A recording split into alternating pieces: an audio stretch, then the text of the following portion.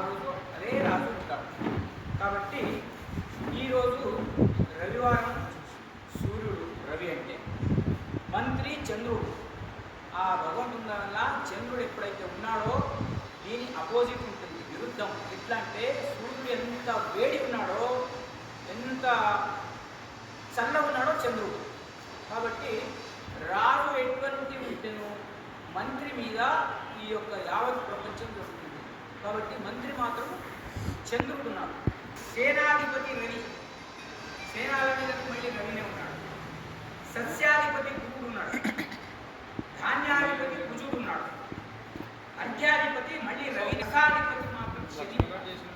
రసాధిపతి అంటే నువ్వు వస్తాయి కదా, నూనె వస్తువులు రసాధిపతి అంటారు, ఆయన శనిని ఉన్నారు.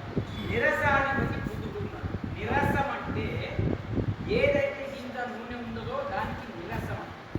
సేనాధిపతి అంటే పరిపాలకుల మధ్య గ్రహాలు ఏర్పడతాయి, యుద్ధాలు సంభవిస్తాయి, మేఘాలు వాయు ప్రభావం వలన వర్షం తక్కువగా కురుస్తుంది, ఎర్రని వర్ణ గల ధాన్యాలు పుష్కలంగా పండుతాయి.